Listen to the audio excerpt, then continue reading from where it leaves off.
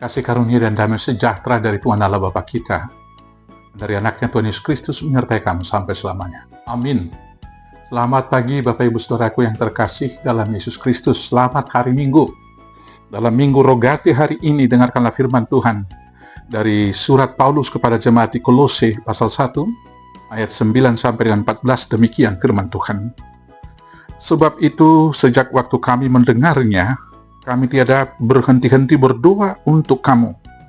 Kami meminta supaya kamu menerima segala hikmat dan pengertian yang benar untuk mengetahui kehendak Tuhan dengan sempurna, sehingga hidupmu layak di hadapannya serta berkenan kepadanya dalam segala hal, dan kamu memberi buah dalam segala pekerjaan yang baik dan bertumbuh dalam pengetahuan yang benar tentang Allah, dan dikuatkan dengan segala kekuatan oleh kuasa kemuliaan-Nya untuk menanggung segala sesuatu dengan tekun dan sabar, dan mengucap syukur dengan sukacita kepada Bapa yang melayakkan kamu untuk mendapat bagian dalam apa yang ditentukan untuk orang-orang kudus di dalam kerajaan terang. Ia telah melepaskan kita dari kuasa kegelapan dan memindahkan kita ke dalam kerajaan anak-Nya yang kekasih. Di dalam Dia kita memiliki penebusan kita, yaitu pengampunan dosa. Demikianlah firman Tuhan. Bapak Ibu Saudaraku yang terkasih dalam Yesus Kristus, dalam pengajarannya kepada orang banyak, Tuhan Yesus berkata di dalam Yohanes 15 ayat 5 demikian, Akulah pokok anggur yang benar, dan kamulah ranting-rantingnya. Barang siapa tinggal di dalam aku, dan aku di dalam dia, ia berbuah banyak. Sebab di luar aku, kamu tidak dapat berbuat apa-apa. Sebab di luar aku, kamu tidak dapat berbuat apa-apa. Bapak Ibu Saudaraku, kita sebagai pengikut Kristus, kalau kita mengikut Kristus hanya karena kewajiban sebagai umat beragama, maka kita tidak akan berbuah apa-apa. Kalau kita pengikut Kristus, karena orang tua kita menjadi Kristen, kita melakukan peribadahan kita sesuai dengan tuntutan dan kewajiban agama kita, tentu kita tidak akan membuahkan apa-apa.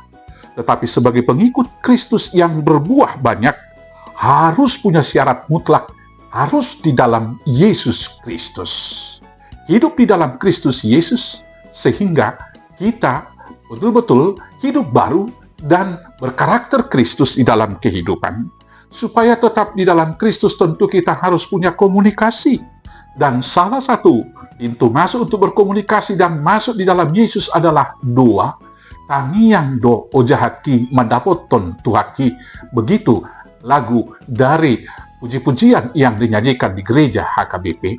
Maka karena itu berdoa adalah wajib bagi kita supaya kita tetap di dalam Yesus.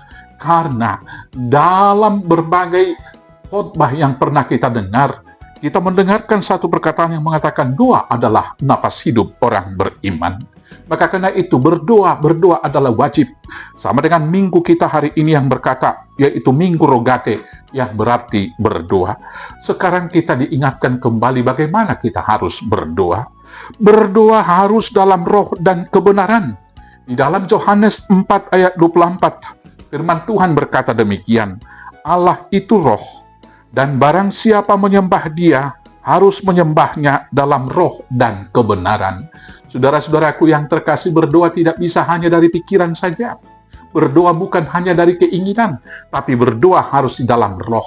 Dan ketika kita berdoa harus dalam kebenaran Allah, kita tidak boleh mendoakan untuk kecelakaan orang lain yang mungkin kita benci.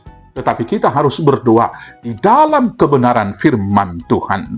Yang kemudian ketika kita berdoa, kita harus berdoa di dalam kekudusan. Di dalam 1 Petrus 1 ayat 15 ayat 16, firman Tuhan berkata demikian, Tetapi hendaklah kamu menjadi kudus di dalam seluruh hidupmu, sama seperti Dia yang kudus, yang telah memanggil kamu. Sebab Anda tertulis, Kuduslah kamu, sebab aku kudus. Bapak Ibu Saudaraku yang terkasih dalam Yesus Kristus, Allah kita adalah Allah yang kudus. Maka kalau kita mendatangi tahtanya yang kudus, kita harus menguduskan diri. Pengudusan diri itu pertama sekali tentu karena Tuhan telah menguduskan kita. Tuhan telah mengampuni kita. Dan sebagai wujud nyata daripada kemauan kita untuk meninggalkan dosa-dosa, maka karena itulah di dalam doa-doa senantiasa kita memohon pengampunan dari Tuhan. Di dalam doa Bapa kami yang diajarkan Tuhan Yesus dalam Matius 6 ayat 12 dikatakan, ampunilah kami akan kesalahan kami, seperti kami juga telah mengampuni orang yang bersalah kepada kami. Kita senantiasa memohon pengampunan, dan itu menunjukkan juga usaha dari kita untuk senantiasa menguduskan diri di hadapan Tuhan karena kekudusan yang sudah diberikan. Kita harus mengampuni dosa orang yang bersalah kepada kita kalau kita sudah mendapat pengampunan. Karena kalau kita tidak mengampuni orang yang bersalah kepada kita, maka Bapa kita yang di surga juga tidak akan mengampuni kita. Di dalam Matius 6 ayat 14 sampai dengan 15, Tuhan Yesus mengatakan kepada murid-muridnya demikian, karena jikalau kamu mengampuni kesalahan orang, Bapamu yang di surga akan mengampuni kamu juga. Tetapi jikalau kamu tidak mengampuni orang, Bapamu juga tidak akan mengampuni kesalahanmu. Maka karena itu saudaraku yang terkasih, kalau kita berdoa supaya jangan ada penghalang doa kita, kita harus kudus. Dan kalau kita mau kudus dan menerima pengampunan dari Tuhan supaya dikuduskan, maka kita harus mau mengampuni dosa orang yang bersalah kepada kita. Yang kemudian Bapak Ibu Saudaraku yang terkasih dalam Yesus Kristus, berdoa itu bukan pamer kesalehan, bukan festival rohani mempertontonkan kesalehan kita kepada orang lain. Di dalam Matius 6 ayat 5 sampai dengan ayat 6, Tuhan Yesus berkata demikian, dan apabila kamu berdoa, janganlah berdoa seperti orang munafik. Mereka suka mengucapkan doanya dengan berdiri di dalam rumah-rumah ibadat dan pada tikungan-tikungan jalan raya, supaya mereka dilihat orang. Aku berkata kepadamu, sesungguhnya mereka sudah mendapat upahnya. Tetapi jika engkau berdoa, masuklah ke dalam kamarmu, tutuplah pintu, dan berdoalah kepada Bapamu yang di tempat tersembunyi. Maka Bapamu yang melihat yang tersembunyi akan membalasnya kepadamu. Bapak Ibu, berdoa bukan festival rohani, bukan supaya dilihat orang, tapi berdoa adalah hubungan personal kita, atau hubungan komunal, hubungan persekutuan kita dengan Tuhan. Maka Tuhan akan membalasnya. Karena itu jangan ada motivasi kita berdoa supaya dipuji orang. Jangan pernah kita berdoa dengan motivasi supaya kita dilihat oleh orang lain seperti orang yang saleh dan yang taat beribadah. Yang kemudian Bapak Ibu, dalam berdoa itu hendaklah kalimat kita jangan bertele-tele, tapi kalimat yang dari hati. Jangan karena motivasi supaya dipuji orang, maka kita kemudian mengusahakan kalimat kita sangat puitis, panjang dan bertele-tele. Di dalam Matius 6 ayat 7 sampai dengan ayat 8, kemudian Tuhan Yesus mengajarkan demikian. Lagi pula dalam doamu itu janganlah kamu bertele-tele seperti kebiasaan orang yang tidak mengenal Allah. Mereka menyangka bahwa karena banyaknya kata-kata doanya akan dikabulkan.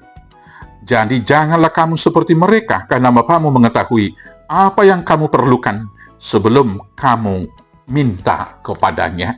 Bapak Ibu Saudaraku yang terkasih, Tuhan mengetahui apa yang kita perlukan, tetapi sebagai anak kita harus memohon. Tetapi dalam berdoa itu, jangan sampai doa kita menjadi batu sandungan bagi orang lain. Kemudian doa itu adalah ibadah keseharian, bukan hanya sekedar untaian kalimat dan setelah amin berhenti di sana. Tetapi apa yang kita doakan dalam kalimat doa kita harus tetap terwujud dalam kehidupan keseharian kita. Karena itulah Rasul Paulus dalam Rom 12, di sana dikatakan di ayat 1, demikian. Rom 12 ayat 1 demikian firman Tuhan, saya akan bacakan untuk kita. Karena itu saudara-saudara, demi kemurahan Allah, aku menasihatkan kamu, supaya kamu mempersembahkan tubuhmu sebagai persembahan yang hidup, yang kudus, dan yang berkenan kepada Allah. Itu adalah ibadahmu yang sejati. Mempersembahkan tubuh berarti seluruh totalitas kehidupan kita dan aktivitas di dalamnya adalah doa kepada Tuhan. Maka dalam doa keseharian itu juga harus mewujud dalam tindakan dan aktivitas hidup keseharian. Demikian Rasul Paulus dalam doanya kepada jemaat di Kolose. Dia memohon kepada Tuhan hal yang boleh kelihatan dan terwujud dalam kehidupan keseharian jemaat itu. Paulus mendoakan kepada Tuhan supaya jemaat itu menerima hikmat dan pengertian untuk mengetahui kehendak Allah. Di ayat 9 dikatakan demikian. Sebab itu, sejak waktu kami mendengarnya, kami tiada henti-henti berdoa untuk kamu. Kami minta supaya kamu menerima segala hikmat dan pengertian yang benar untuk mengetahui kehendak Tuhan dengan sempurna. Bapak, Ibu, Saudaraku yang terkasih, hal ini juga berlaku bagi kita. Dengan kita berdoa, dengan kita bermeditasi, kita kemudian akan dibimbing oleh Roh Kudus sehingga kita memiliki hikmat, mendapat pengertian, dan kemudian kita dimampukan mengetahui kehendak Tuhan dengan sempurna. Karena sering sekali mengandalkan pikiran kita merasa bahwa tindakan perbuatan Tuhan tidak adil. Sama seperti dia awalnya, yaitu Ayub berpikir dia tidak punya salah. Padahal firman Tuhan jelas rancangannya adalah rancangan damai sejahtera, bukan rancangan kecelakaan, yang kemudian akan mendatangkan damai sejahtera dan berkat bagi kehidupan kita.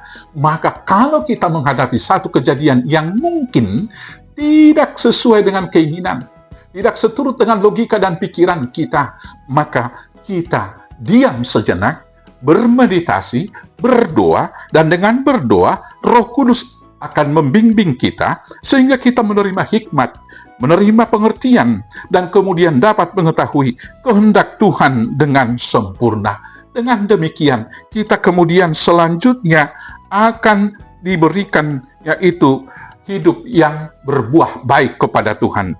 Dengan mengetahui pengertian dan kemudian mendapat hikmat dan mengetahui kehendak Allah, di ayat 10 dilanjutkan dalam 2 Paulus dikatakan demikian.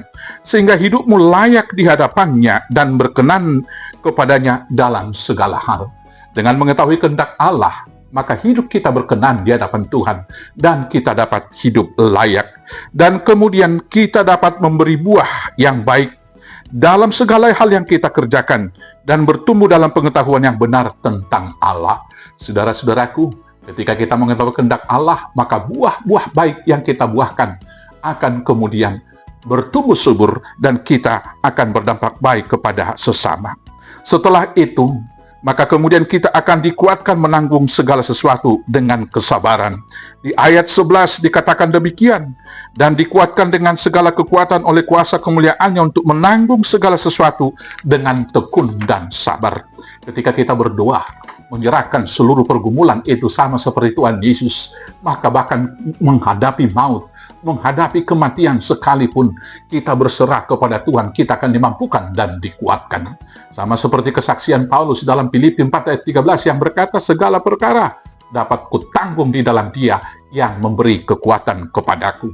Dan setelah kita mendapat hikmat, mengetahui kehendak Allah, apa yang diinginkan Tuhan dengan sempurna, kita hidup layak di hadapan Tuhan dan menanggung penderitaan dengan sabar, maka akhirnya kita akan melihat berkat melimpah dan kemudian hidup kita mengucap syukur. Di ayat 12 dikatakan, dan mengucap syukur dengan sukacita kepada Bapa yang melayakkan kamu untuk mendapat bagian dalam apa yang ditentukan untuk orang-orang kudus di dalam kerajaan terang.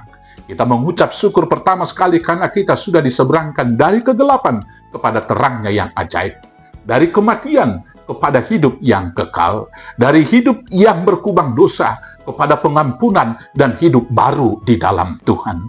Karena itu saudaraku, dalam segala kehidupan, ketika kita menghadapi penderitaan, bahkan ketika kita menerima berkat, tetaplah berdoa meminta hikmat dari Tuhan, supaya hidup kita berkenan dan kita layak di hadapan Tuhan dan dapat menanggung segala hal dengan kesabaran, dan dalam segala situasi kita mengucap syukur kepada Tuhan.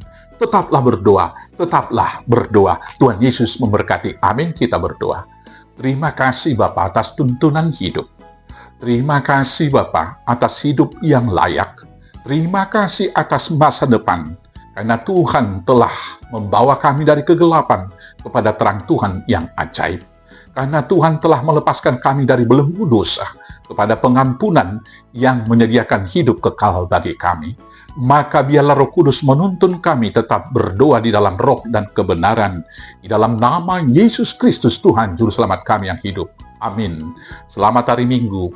Tuhan Yesus memberkati. Horas, horas, horas.